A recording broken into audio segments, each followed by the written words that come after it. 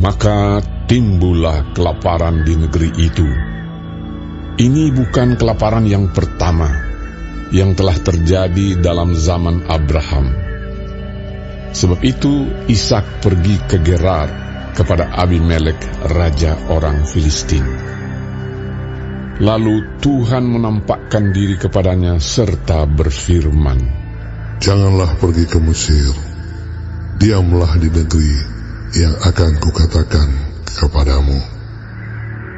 Tinggallah di negeri ini sebagai orang asing, maka aku akan menyertai engkau dan memberkati engkau. Sebab kepadamulah dan kepada keturunanmu akan kuberikan seluruh negeri ini, dan aku akan menepati sumpah yang telah kuikrarkan kepada Abraham ayahmu. Aku akan membuat banyak keturunanmu seperti bintang di langit.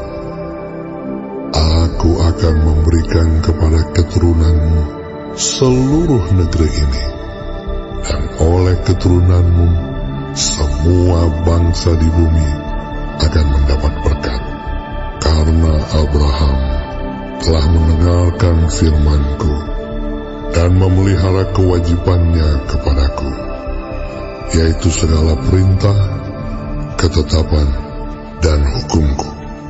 Jadi tinggallah Ishak di Gerar.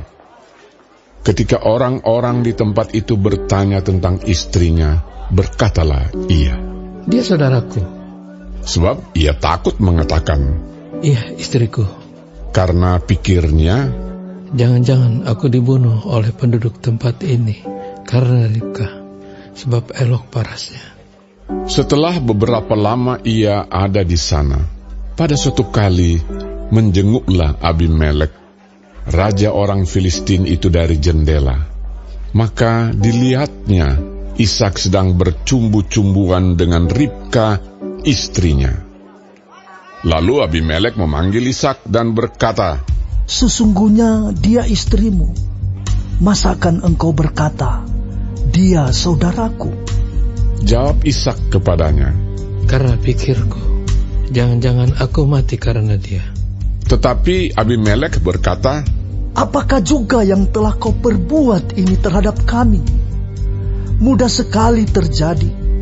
Salah seorang dari bangsa ini tidur dengan istrimu, sehingga dengan demikian engkau mendatangkan kesalahan atas kami." Lalu Abimelek memberi perintah kepada seluruh bangsa itu, "Siapa yang mengganggu orang ini atau istrinya, pastilah ia akan dihukum mati." Maka menaburlah Ishak di tanah itu, dan dalam tahun itu juga ia mendapat hasil 100 kali lipat, sebab ia diberkati Tuhan. Dan orang itu menjadi kaya, bahkan kian lama kian kaya, sehingga ia menjadi sangat kaya. Ia mempunyai kumpulan kambing, domba, dan lembu sapi, serta banyak anak buah, sehingga orang Filistin itu cemburu kepadanya. Segala sumur yang digali dalam zaman Abraham, ayahnya, oleh hamba-hamba ayahnya itu, telah ditutup oleh orang Filistin dan ditimbun dengan tanah. Lalu kata Abimelek kepada Ishak, "Pergilah dari tengah-tengah kami, sebab engkau telah menjadi jauh lebih berkuasa daripada kami." Jadi pergilah Ishak dari situ, dan berkemahlah ia di lembah Gerar, dan ia menetap di situ. Kemudian Ishak menggali kembali sumur-sumur yang digali dalam zaman Abraham, ayahnya, dan yang telah ditutup oleh orang Filistin sesudah Abraham mati. Disebutkannya nama sumur-sumur itu menurut nama-nama yang telah diberikan oleh ayahnya. Ketika hamba-hamba Ishak menggali di lembah itu, mereka mendapati di situ mata air yang berbual-bual airnya. Lalu bertengkarlah para gembala Gerar dengan para gembala Ishak. Kata mereka, "Air ini kepunyaan kami. Dan Ishak menamai sumur itu Esek, karena mereka bertengkar dengan dia di sana. Kemudian mereka menggali sumur lain, dan mereka bertengkar juga tentang itu. Maka Ishak menamai sumur itu Sitna.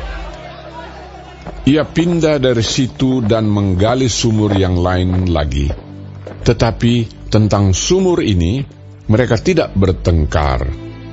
Sumur ini dinamainya Rehobot, dan ia berkata, Sekarang Tuhan telah memberikan kelonggaran kepada kita, sehingga kita dapat beranak cucu di negeri ini. Dari situ ia pergi ke Beersheba. Lalu pada malam itu Tuhan menampakkan diri kepadanya serta berfirman, Akulah Allah ayahmu Abraham. Janganlah takut, sebab aku menyertai engkau. Aku akan memberkati engkau dan membuat banyak keturunanmu karena Abraham, hamba-Ku itu.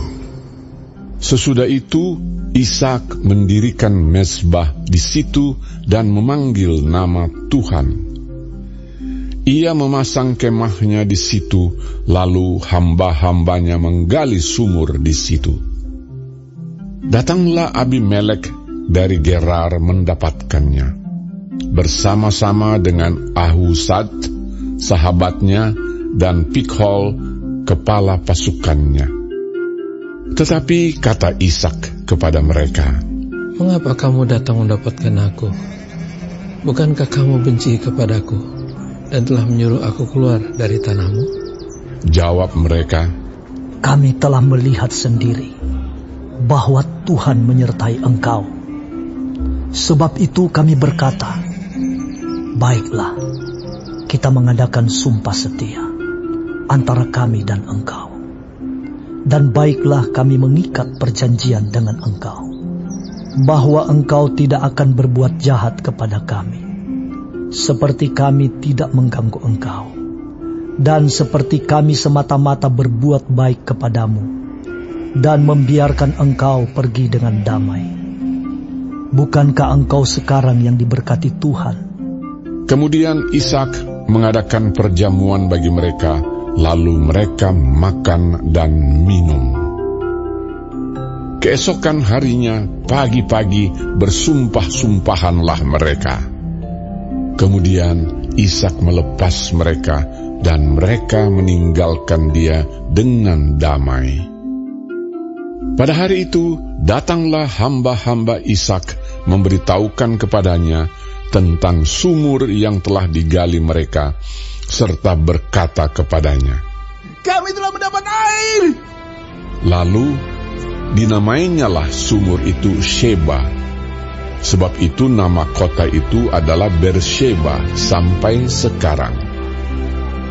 Ketika Esau telah berumur 40 tahun, ia mengambil Yudit, anak Beeri orang Het, dan Basmat, anak Elon orang Het, menjadi istrinya. Kedua perempuan itu menimbulkan kepedihan hati bagi Ishak dan bagi Ribka.